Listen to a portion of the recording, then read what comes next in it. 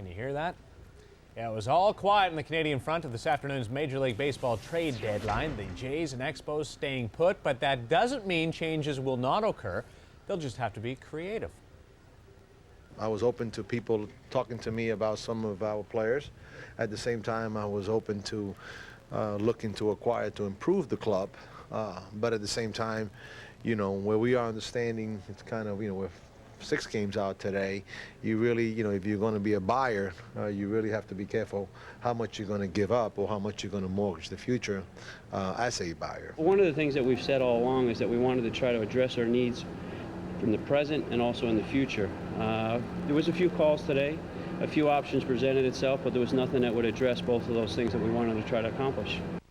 All right, Marty York joins us now. Marty, I hope you're on the Rogers Cell Company plan because you've been on that phone all day long. Yeah, absolutely. They wouldn't have it any other way. Yeah, it's been burning up, that telephone, because we've been talking about the trade deadline day all afternoon long. And maybe it's funny because the biggest deal is perhaps the one that actually didn't get done. You're right, Mike. In fact, according to my information, the Expos and Yankees agreed on a blockbuster trade that would have sent Vladimir Guerrero to New York. But the deal, sources say, was vetoed by Major League Baseball. The concern by the rest of the owners, I'm told, was that they didn't want the Yankees to get even stronger than they already are. And the rest of the owners had the power to kill the deal, don't forget, because they, for all intents and purposes, own the Expos. If the deal had gone through, Guerrero and possibly Javier Vasquez would have gone to the Yanks for a boatload of young players, including Nick Johnson. But it's all off the table now, Mike. What about the Blue Jays, Marty? Because, of course, there was lots of talk, but in the end, they didn't do anything.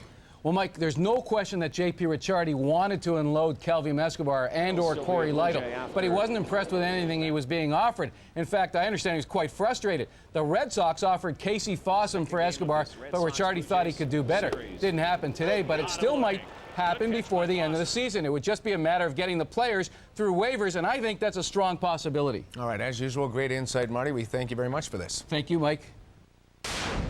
All right, the Expos trying to avoid being swept at home for the first time since last September, and Vladimir Guerrero, the potential Yankee, according to Marty York, tied with Hall of Famer Gary Carter for second on the Expos all-time list with 220 taters. Well, there you go, make it 221 for Vladdy, passing Carter and leaving him only 4 shy now of Andre the Hawk Dawson's team record. So it was 2-0 for the Expos, and this fan doing a little dancing to celebrate. Great to see the Rolling Stones entertaining the people in Montreal as well. They're older, but they're just getting better. Bottom of 5, Vladimir Guerrero with a single off Woody Williams. Albert Pujols bobbles it, and Chavez scores. And watch this now, Pujols, the ball hit him right in the, well, right in the very sensitive area. It got him right in the pants, and he was shaken up on the play, but he walks it off. Everything apparently in order now. All right, top of the ninth, 3-2 for the Expos, 2 out. Mike Matheny, hard grounder. Carroll with a great diving stab. How about that? Once again, Mick Jagger on hand at the Montreal Olympic Stadium doing his thing. Boy, those guys look good, eh? She probably graduated in the same class as Mick. What? That is Mick, for God's sakes. Montreal avoiding the sweep. 3-2 is the final. Zach Day snapping a personal 3-game losing streak, allowing 1 run on 5 hits. It was a good day for Doodah Day today. My stuff felt great in the pen. I just trust my stuff and just let it work. And sometimes, when I get out to a little wild start, it's just a matter of finding it and trusting the stuff. Well, it's very frustrating. That's been our Achilles heel, I think, all year long. We just don't seem to have the knack to get those guys in from third base with less than 2 outs. And in close ball games and in other ball games, it just comes back to remind you of the way you failed in those situations.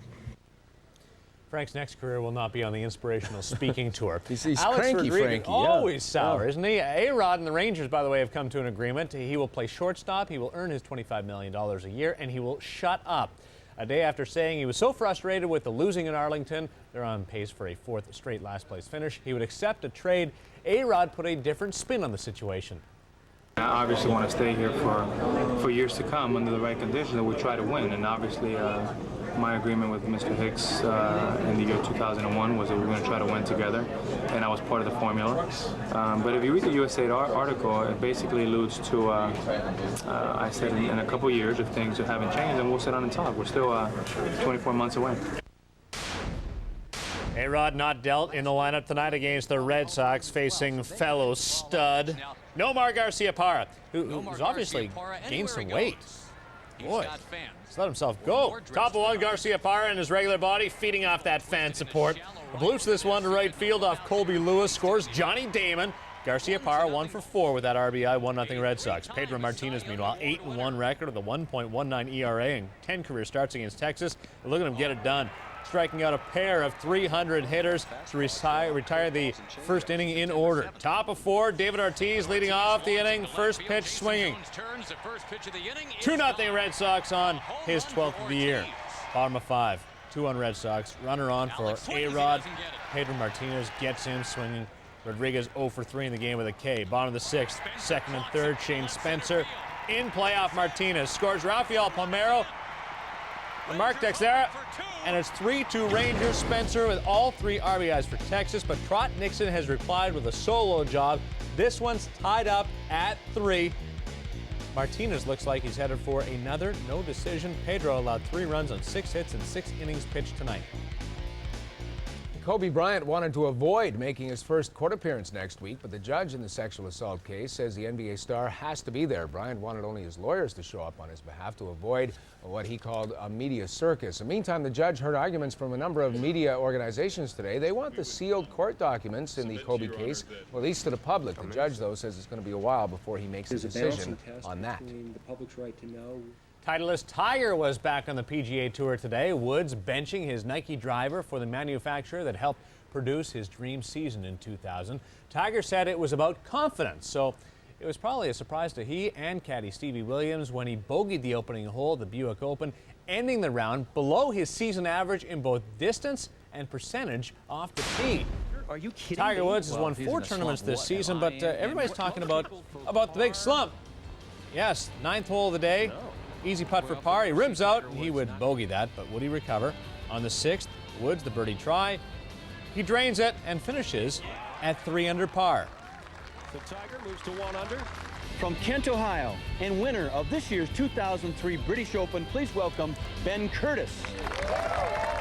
Watch and listen to this one. First time since his British Open win, Curtis on the tee, 195-yard par 3 17th. Hit the stick. Rolls back to the fringe. Unlucky break, but when you're the Open champion, you can knock it down. Look at that ball. Snake back to the hole. Just a 4 under. That's where he would finish. Round 1 belonged to this man, Mike Sposa. Par 5 16th. That's a birdie putt. Moves to 7 under, and he is the leader with a sparkling 65. Carl Paulson looking for his first victory.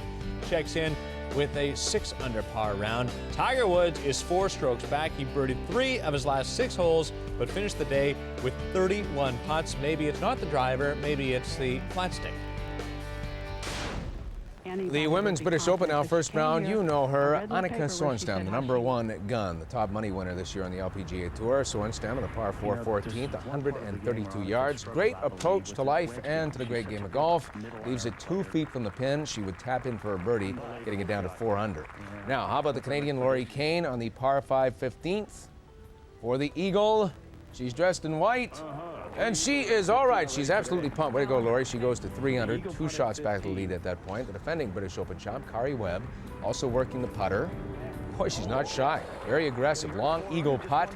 And the eagle, as they say, has landed. Then on the 17th, another lengthy putt. This time for the bird. And again, she's going right after it. Nails it. Perfect read. And around a 67 and a share of the lead. How about that? That's how the web was woven. Defending champion Kari Webb tied with Wendy Ward on top of the leaderboard. And Webb has won the British Open 3 times. So she obviously has the winning philosophy. Laurie Kane, she's in great shape, tied for 4th at 3 under par. Eugene Melnick is moving closer to finalizing his purchase of the Ottawa Senators. Today, the courts granted an extension of the bankruptcy protection surrounding the hockey club, the order allowing time for a few loose ends to be cleared up, and the sale of the Sens is expected to officially go through on August 25th. Meantime, the Los Angeles Kings have agreed to terms on a 1-year contract with centerman Joseph Stumpo. The Stumpy one scored 51 points in 78 games with the Boston Bruins this past season. Before being acquired by the Kings on June 20th, Stumpo has recorded at least 50 points in 7 of his last 8 seasons. In an era of hockey when NHL clubs are hiring head coaches who have never held a whistle before, the Canadiens have gone the other way. The Habs naming Doug Jarvis to be the head coach of the Hamilton Bulldogs today. While it's his first head coaching job, he served as an assistant with the Stars organization for 14 years. From Montreal's point of view, we are very, very happy, very, very pleased and excited that we have these two people to handle our AHL affiliate here in Hamilton. And I believe that with a little bit of time, everyone here associated with the team is going to feel the very same way. On a number of fronts, I'm excited about this. First of all, to be reconnected with that Montreal family where I started my playing career back in '75. Also a chance to really come home in a sense. Being from Brantford, I know the area very well. It's always nice to come full circle and to come home at a different point in your life. All right, from the Bulldogs to the big bark of the big dog. Yeah, Jim Barker really tees off. Don't miss it.